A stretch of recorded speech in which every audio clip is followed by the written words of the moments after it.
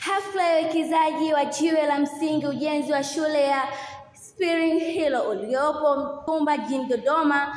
Mgeni rasmi atumia nafasi hiyo kumpongeza mwekezaji kwa uwekezaji aliofanya katika sekta ya elimu. Nikushukuru sana mwekezaji kwa uamuzi wako wa ujenzi wa shule hii kubwa na ya kisasa. Ungeweza kuamua kufanya jambo lolote kwenye fedha zako, hakuna mtu angekuuliza. Lakini nimefurahi umeikumbuka Dodoma, lakini umeikumbuka hasa kata ya Mpumba. Mungu akubariki sana.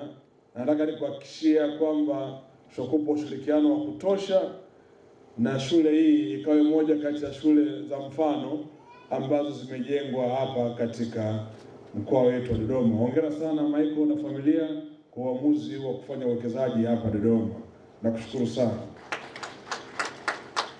Waswahili waliwahi kulonga kwamba mgeni njoo mwenyeji apone. Mkurugenzi atumia nafasi hiyo kuzieleza changamoto zinazowakabili katika eneo hilo. Lakini kile kisima hakiwezi kufanya kazi bila kuwa na umeme. Kwa hiyo changamoto ya umeme. Lingine kwa kweli nitoe pongezi kwa mwenyekiti, anatoa ushirikiano mzuri.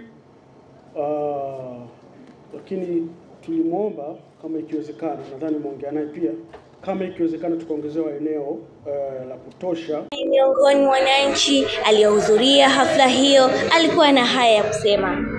Napenda kumpongeza mkurugenzi na familia yake kwa jitihada ambayo kwa maono yao ambayo walikuwa nayo muda mrefu na ameweza kuyatekeleza ya kuanzisha shule. Kwa sasa tunaanza na hii shule.